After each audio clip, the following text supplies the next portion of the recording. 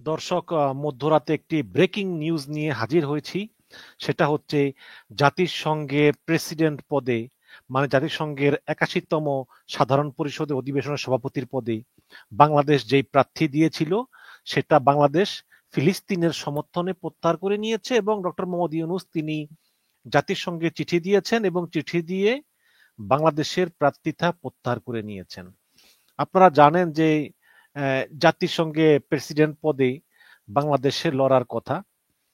জাতিসংঘের সাধারণ পরিষদের ৮১তম অধিবেশনের প্রেসিডেন্ট পদে প্রতিদ্বন্দ্বিতা করতেছে বাংলাদেশ, এবং এবারের নির্বাচনে বাংলাদেশের প্রধান প্রতিদ্বন্দ্বী ছিল ফিলিস্তিন এবং সাইপ্রাস। তো এই মাসের মানে এই এই এই মাসের দিকে যখন এখন চললো, শেষ হয়ে গেল জাতিসংঘের ৮০তম অধিবেশন। সেই ৮০তম অধিবেশন শেষ হওয়ার পরেই বাংলাদেশের আনুষ্ঠানিক প্রচারণা শুরু হওয়ার কথা ছিল, এবং পররাষ্ট্র উপদেষ্টা তৌহিদ হোসেনকে সভাপতির পদে প্রার্থী করে প্রধান উপদেষ্টা ইউনূস সহ অন্যান্যরা আনুষ্ঠানিক কার্যক্রম এবং প্রচার চালানোর কথা ছিল। এবং এই জাতিসংঘের ৮১তম অধিবেশনের সময় বাংলাদেশের পক্ষ থেকে সভাপতি পদে মনোনীত করা হয়েছিল এই অন্তর্বর্তীকালীন সরকারের পররাষ্ট্র উপদেষ্টা মোহাম্মদ তৌহিদ হোসেনকে। কিন্তু অনেকেই ধারণা করতেছিলেন যে ফিলিস্তিনের সঙ্গে বাংলাদেশের যে দীর্ঘ সম্পর্ক, ফিলিস্তিনের সঙ্গে বাংলাদেশের যে অত্যন্ত ভালো সম্পর্ক, এবং আমরা কিন্তু সবসময়ই ফিলিস্তিনের জনগণের পাশে দাঁড়িয়েছি। জন্মলগ্ন থেকেই বাংলাদেশকে ফিলিস্তিন সমর্থন করে আসতেছে, এবং জাতিসংঘে বিভিন্ন ভোটে আমরাও ফিলিস্তিনের পক্ষে অবস্থান করেছি। তো এমন এক সময় যখন এই ফিলিস্তিনকে বিভিন্ন দেশ রাষ্ট্র হিসাবে স্বীকৃতি দিচ্ছে, ইনক্লুডিং যুক্তরাজ্য, ফ্রান্স, কানাডা, অস্ট্রেলিয়া ইত্যাদি, সুতরাং ফিলিস্তিনের প্রতি মানুষের একটা সিম্পিতি তো আছে, তাই না? কাজেই আগেই ধারণা করা হয়েছিল যে যে জয়টা সহজ হবে না। কারণ হচ্ছে যে এটা অন্তর্বর্তীকালীন সরকার, এবং অন্তর্বর্তীকালীন সরকার পররাষ্ট্র উপদেষ্টা তৌহিদ হোসেনকে প্রার্থী করেছে, এবং এর আগে কিন্তু এটা কিন্তু 4 বছর আগে কিন্তু এই প্রার্থীটা ফিক্সড করা। বাংলাদেশ যে ৮১তম জাতিসংঘের সাধারণ পরিষদের অধিবেশনে প্রার্থী দিবে, এটা 4 বছর আগে ফিক্সড করা। শেখ হাসিনা সিলেক্ট করে গিয়েছিল পররাষ্ট্রমন্ত্রী আব্দুল মোমেনকে, সাবেক পররাষ্ট্রমন্ত্রী যা আলগা মোমেন, আব্দুল মোমেনকে। তো সেইটা হাসিনা পালিয়ে যাওয়ার পর ইউনূস সরকার এসে বর্তমান পররাষ্ট্র উপদেষ্টা তৌহিদ হোসেনের নাম ঘোষণা করে। কিন্তু এই সরকারের মেয়াদ তো আছে আর 5 মাস 6 মাস। কিন্তু পরবর্তী সরকার, সে বিএনপি হোক জামাত হোক, তারা যদি এসে তৌহিদ হোসেনের নাম বাদ দিয়ে দেয়, তাই না? তাছাড়া ফিলিস্তিন একটা স্ট্রং, তাদের প্রতি সিম্পিতি আছে, এজন্য আগেই ধারণা করা হয়েছিল যে এই নির্বাচনে জিতা এত সহজ হবে না, এবং অনেকেই বলেছিল তৌহিদ হোসেনকে যে আপনি পদত্যাগ করুন, কারণ আপনি আসলে এই ফিলিস্তিনের বিরুদ্ধে দাঁড়ানো আপনার ঠিক হবে না, কারণ ফিলিস্তিনের প্রতি আমাদের সবার একটা সিম্পিথি আছে। কিন্তু তৌহিদ হোসেন তার নিজের সিদ্ধান্তে অনড় রইলেন। তারপর কি হলো আমি বলি, যে তার আগে একটু বলি যে এই জাতিসংঘে সাধারণত 5টা আঞ্চলিক গ্রুপ থেকে পালাক্রমে প্রেসিডেন্ট হয়। মোট সমস্ত পৃথিবীকে 5টা আঞ্চলিক গ্রুপে ভাগ করে নির্বাচিত হয়। তো এইবার এশিয়া প্যাসিফিক অঞ্চলের পালা। তো এই অঞ্চলে 3টা দেশ প্রার্থী হয়েছে, বাংলাদেশ, ফিলিস্তিন, সাইপ্রাস। এই এবং আমাদের শেষ যে সভাপতি ছিল তিনি হচ্ছেন 1986 সালে জাতিসংঘের 41তম সাধারণ পরিষদের অধিবেশনে আমাদের বাংলাদেশের পক্ষ থেকে তৎকালীন পররাষ্ট্রমন্ত্রী হুমায়ুন রশিদ চৌধুরী তিনি ছিলেন সভাপতি। এর ঠিক 40 বছর পর আবার বাংলাদেশ এই সভাপতি পদে প্রতিদ্বন্দ্বিতা করার করার কথা আর কি। তো আপনারা জানেন যে ফিলিস্তিন অত্যন্ত শক্তিশালী, এবং ফিলিস্তিনের মানে ক্যান্ডিডেট আর কি, ফিলিস্তিনের বিরুদ্ধে চলমান যে ইসরায়েলি আগ্রাসন, এই ইসরায়েলি আগ্রাসনের কারণে ফিলিস্তিনের পক্ষে একটা ব্যাপক সহানুভূতি তৈরি হয়েছে।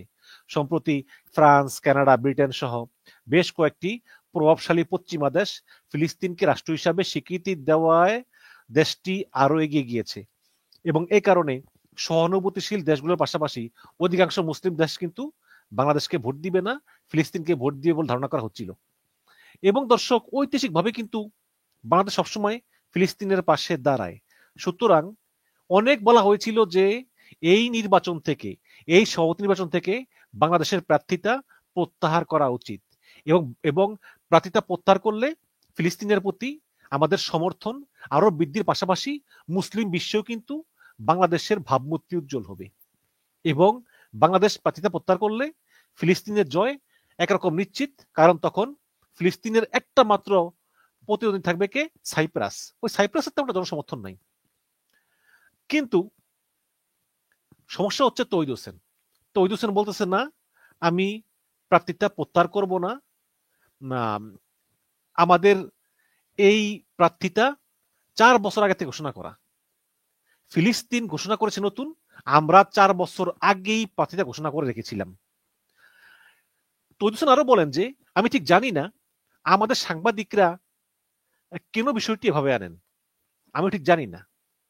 অনেকে হেডলাইন করেছে যে বাংলাদেশ ফিলিস্তিনের মুখোমুখি, কিন্তু আমি বলবো যে বাংলাদেশ ফিলিস্তিনের মুখোমুখি না, ফিলিস্তিন বাংলাদেশের মুখোমুখি। তো তিনি বলতেছেন যে বাংলাদেশ ফিলিস্তিনের মুখোমুখি না, ফিলিস্তিন বাংলাদেশের মুখোমুখি হয়েছে, কারণ বাংলাদেশ প্রার্থিতা ঘোষণা করেছে 4 বছর আগে, সে আওয়ামী লীগের আমলে, আর ফিলিস্তিন ঘোষণা করেছে নতুন। সুতরাং ফিলিস্তিন ঘোষণা করেছে পরে, আমরা করেছি আগে, সুতরাং আমরা প্রতিদ্বন্দ্বিতা করবই। মানে তো বুঝি আর কি। তৌহিদ হোসেন মনে করতেছে যে তার তো আর তত্ত্বাবধায়ক সরকারের মেয়াদ আছে 3, 4, 5 মাস বা 6 মাস, তো তারপরে তো বেকার হয়ে যাবে, তাই না? তো এখন যদি জাতিসংঘের একটা সবচেয়ে বড় অধিবেশন, সাধারণ পরিষদ অধিবেশনে সভাপতির পদ পায়, তাহলে বাকি 1-2 বছর একটা চাকরি বাকরি পাইবো, একটা বড় চাকরি, মানে একটা জীবনটা চলবো আর কি। তো তিনি এই চান্সটা নিতে চেয়েছিল যে যদি পররাষ্ট্র উপদেষ্টার পরে এই জাতিসংঘের মতো একটা বৈশ্বিক একটা, মানে একটা সবচেয়ে বড় একটা প্রতিষ্ঠান, এটার একটা সভাপতির পদ পায়, এটা অনারেবল, রেসপেক্টেবল, টাকা পয়সা, কিন্তু তার সেই আশায় ঘুরে বালি। অবশেষে দেরিতে হলেও ডক্টর মোহাম্মদ ইউনূস তিনি উপলব্ধি করতে পেরেছেন যে আসলে ফিলিস্তিন হচ্ছে আমাদের একনিষ্ঠ বন্ধু। সুতরাং যেখানে ফিলিস্তিন তাদের ক্যান্ডিডেট দিয়েছে, সেখানে আমরা আসলে আমাদের ক্যান্ডিডেট দিতে পারি না। তখন আজকে একটু আগে ডক্টর মোহাম্মদ ইউনূস তিনি চিঠি লিখেছেন জাতিসংঘের মহাসচিবের কাছে, চিঠি লিখে তিনি বলেছেন যে আমরা আমাদের প্রার্থিতা প্রত্যাহার করে নিলাম। ফিলিস্তিনের জনগণের যে আশা আকাঙ্ক্ষা, বাংলাদেশের মানুষের ফিলিস্তিনের প্রতি যে ভালোবাসা, এবং ফিলিস্তিন এই যে যুগ যুগ ধরে ইসরায়েলের যে আগ্রাসন, যে গণহত্যার সম্মুখীন একটি জাতি, সেই ফিলিস্তিনের প্রতি বাংলাদেশের যে ভালোবাসা, বাংলাদেশের প্রতি ফিলিস্তিনের যে ভালোবাসা, সেই পারস্পরিক ভালোবাসাকে শ্রদ্ধা করে আমি বাংলাদেশের ক্যান্ডিডেট প্রত্যাহার করে নিলাম। অবশ্যই ধন্যবাদ জানাই ডক্টর ইউনূসকে, কিন্তু এরপরেই কান্নায় ভেঙে পড়েছেন তৌহিদ হোসেন। শেষ খবর পাওয়া পর্যন্ত তিনি তার রুম থেকে বেরোচ্ছেন না, হোটেল রুম থেকে, একদম হোটেল রুম তিনি আটকে তিনি ভিতরে বসে রয়েছেন। তার মনে খুব কষ্ট, কারণ চাকরি আছে আর 6 মাস। এরপর তিনি মনে করেছিলেন যে তিনি একটা বিশাল বড় কূটনীতিক হয়ে যাবেন, আমও গেল সালাও গেল। দর্শক, আমি তৌহিদ হোসেনকে খারাপ বলবো না, কিন্তু তিনি পররাষ্ট্রমন্ত্রীর দায়িত্ব পাওয়ার পরে তিনি ফ্যাসিবাদকে বিন্দুমাত্র অপসারণ করেননি। এখনো এই বড় বড় যত মিশনগুলো আছে, যেমন লন্ডন মিশন, তারপরে ওয়াশিংটন মিশন, জাতিসংঘ মিশন, এই প্রত্যেকটা মিশনের বড় বড় পদের প্রত্যেকটা লোক হচ্ছে আওয়ামী লীগের কোন এক এমপির ভাতিজা, আরেক এমপির ভাগিনা, আরেক এমপির ছোট ভাই। তৌহিদ হোসেন কাউকে বাদ দেননি। এখন তৌহিদ হোসেনকে কিছু বললে তৌহিদ হোসেন বলেন কি যে আমি পদত্যাগ করব। যেমন যদি তৌহিদ হোসেনকে বলা হয় যে ওই দূতাবাসের তো রাষ্ট্রদূত আওয়ামী লীগের দোসর, তৌহিদ বলে যে না, সেই থাকবে।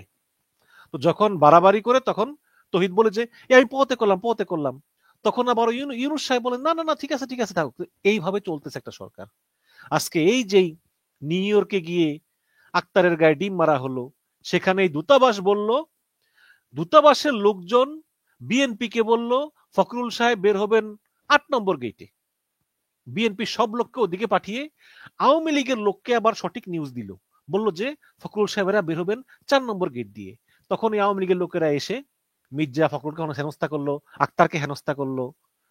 তো এই দূতাবাসের লোকগুলো এই কাজগুলো করে। এর আগে সেই লন্ডনে মাহফুজ, তারপরে এই নিউ ইয়র্কে এর আগেও কিন্তু এই মাহফুজের উপর হামলার সম্মুখীন হয়েছিল, বাট হয়নি। তারপরে আসিফ নজরুল সেই সুইজারল্যান্ডে, প্রত্যেকটা জায়গায় জায়গার দূতাবাসগুলোতে জনগণের ট্যাক্সের টাকায় এই ফ্যাসিবাদের দোসরকে বসিয়ে রেখেছে এই তৌহিদ সাহেব। তো এখন আবার সেই তৌহিদ সাহেবের বড় খায়েশ ছিল যে তিনি জাতিসংঘের ৫১তম সাধারণ পরিষদের অধিবেশনের সভাপতিত্ব করবেন, কিন্তু তার সেই আশায় ঘুরে বালি। ডক্টর ইউনূস একদম সঠিক কাজ করেছেন। তিনি ফিলিস্তিনের জনগণের প্রতি সম্মান দেখিয়ে বাংলাদেশের পক্ষ থেকে তিনি সিদ্ধান্ত প্রত্যাহার করে নিয়েছেন। তো অবশ্যই আমরাও খুশি। ফিলিস্তিনের জনগণের প্রতি আমাদের যে সহানুভূতি দর্শক, বাংলাদেশের মানুষ ফিলিস্তিনকে ভালোবাসে, ফিলিস্তিনের মানুষকে ভালোবাসে, এতে তো কোনো সন্দেহ নেই। সুতরাং আমরাও ডক্টর ইউনূসকে ধন্যবাদ দিচ্ছি সিদ্ধান্ত প্রত্যাহার করা নেওয়ার জন্য, এবং তৌহিদ সাহেবকে বলতেছি যে একটা ঘুমের ওষুধ খেয়ে ঘুমিয়ে যান, কারণ মানুষের জীবনে কিন্তু সবসময় সফলতা আসে না, ব্যর্থতাও আসে, এবং ব্যর্থতাই হচ্ছে সফলতা চাবিকাঠি। ওই যে ইংলিশে আছে না, failure is the pillar of success. এটাই তৌহিদ সাহেবের, এটাই এখন মনে রাখা উচিত। ধন্যবাদ।